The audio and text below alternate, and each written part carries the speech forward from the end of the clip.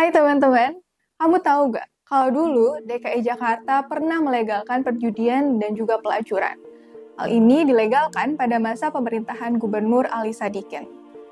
Nah, karena hal ini juga, Gubernur Ali Sadikin sampai diberi label sebagai Gubernur Maksiat.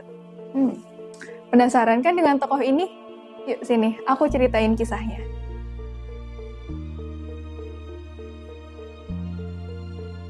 Ali Sadikin merupakan sosok pemimpin yang karismatik loh. Walaupun pada awalnya, ia sempat bingung kenapa dipilih oleh Presiden Soekarno sebagai Gubernur DKI Jakarta di tahun 1966. Nah, ternyata Presiden Soekarno memilih Ali Sadikin karena wataknya yang keras, sehingga orang lain pasti akan takut kepada Ali Sadikin. Selain itu, latar belakangnya yang juga berasal dari militer menjadi alasan lain kenapa Presiden Soekarno menunjuk Ali Sadikin. Walaupun awalnya dinilai kurang menjanjikan, nyatanya Ali Sadikin dapat memimpin Jakarta selama 11 tahun lamanya.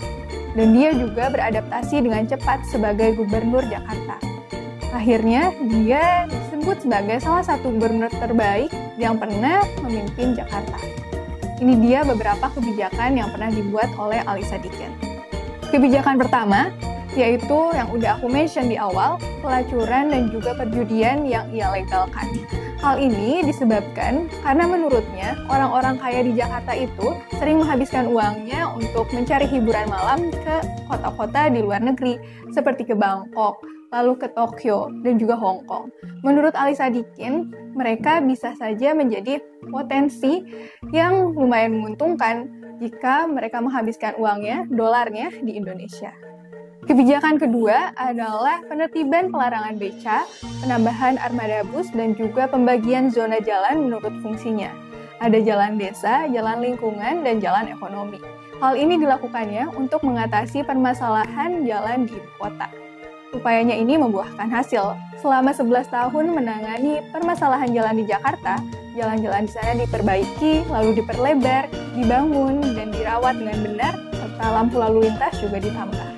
Selain itu, Ali Sadikin juga berhasil mengurangi pengaruh dari militer di DKI Jakarta, walaupun secara bertahap. Gaya kepemimpinannya ini membuat dia populer. Keberhasilannya membangun Jakarta membuatnya dieluk-elukan oleh publik, terutama oleh generasi muda.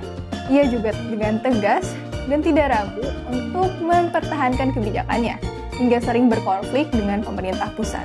Karena hal ini, Ali Sadikin juga disebut-sebut sebagai salah satu pesaing Presiden Soeharto dalam pemilihan umum 1977. Hubungannya dengan Presiden Soeharto juga tidak terlalu baik karena ia sering membantah Soeharto.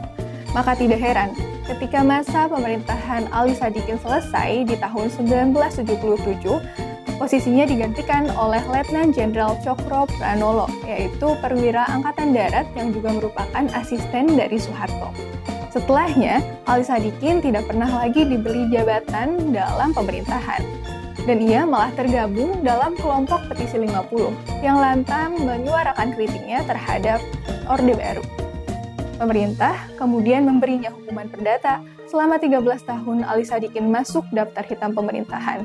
Ia dikucilkan dan dipersulit usahanya. Itu dia kisah dari Ali Sadikin, tokoh dengan gaya kepemimpinan yang unik dan juga berani.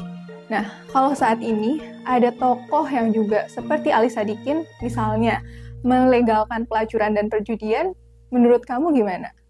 Tulis di kolom komen ya. Jangan lupa like dan juga subscribe. Terima kasih.